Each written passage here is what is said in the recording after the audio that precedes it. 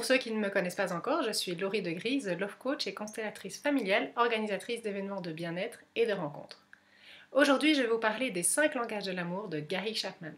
Gary Chapman est un conseiller conjugal américain qui a observé dans ses rencontres avec les couples qu'il y avait un décalage entre ce que les gens ressentaient et ce que l'autre disait. Donc par exemple, une personne disait mais moi je passe mon temps à te donner de l'amour et l'autre disait mais moi j'ai l'impression que tu ne me donnes rien.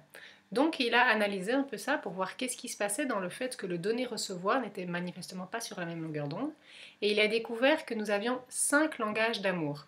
Si nous ne parlons pas la même langue dans le couple, c'est compliqué de donner et de recevoir de l'amour. Donc c'est super important de savoir, de repérer dans quel langage d'amour vous fonctionnez et important aussi de comprendre dans quel langage d'amour l'autre fonctionne pour apprendre à parler la même langue que lui. Dans les 5 langages de l'amour, nous avons premièrement les paroles valorisantes. Les paroles valorisantes, ce sont les compliments, les petits mots doux, les encouragements, tout ce qui est verbal et positif. Par exemple, reconnaître les réussites de l'autre, reconnaître vraiment tout ce qui fait de bien et de manière positive. Le second langage d'amour, nous avons le toucher, le contact physique, donc pas que sexuel, mais vraiment tout ce qui est les personnes tactiles, qui ont besoin de câlins, qui ont besoin d'être en contact physique, qui ont besoin de tenir la main dans la rue, voilà, qui ont juste besoin d'être proches physiquement de leur partenaire et sans ça, ils ne se sentent pas aimés. Troisième langage d'amour, nous avons les moments de qualité. Là, ce sont les personnes qui ont besoin de, peu importe l'activité, le faire avec une personne avec qui le courant passe bien. Donc, par exemple, aller balader peut être une activité vraiment ressourçante, pas tant pour la balade, mais plus pour le fait d'avoir l'espace pour dialoguer, parler de soi, parler de son vécu, ses émotions.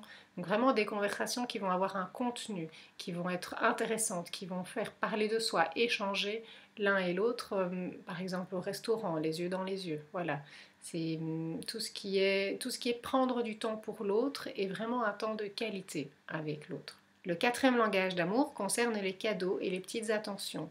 Donc ça ne doit pas toujours être un cadeau cher, un bijou, voilà, un nouveau GSM, mais vraiment juste des personnes qui comprennent, qui se sentent aimées quand on leur offre des petites choses. Donc ça peut être des fleurs recueillies sur le chemin, ça peut être un livre trouvé dans une boîte à livres, ça peut être des chocolats, ça peut être un petit cadeau en revenant de voyage d'affaires. Voilà, c'est des personnes qui sont sensibles aux petites attentions qui signifient que l'autre a pensé à lui en dehors du moment où ils se sont vus ensemble. Le cinquième langage d'amour, ce sont les services rendus. Donc là, c'est typiquement qui aime bien ranger toute la maison, qui aime bien s'occuper de tout à la maison, pour qui c'est vraiment un plaisir de rendre service. Et pour le type d'homme qui se sent aimé, c'est l'homme qui rentre à la maison et qui est heureux que sa femme ait préparé le repas par exemple et fait tout le ménage et toutes les courses et c'est comme ça que lui se sent aimé. Inversement, un homme qui va conduire sa femme partout parce qu'elle n'a pas le permis de conduire par exemple ou qu'elle n'a pas envie de conduire, voilà, c'est un service qu'il lui rend, il la conduit partout, il emmène sa voiture au garage ou des choses comme ça. Donc ça, c'est le cinquième langage d'amour.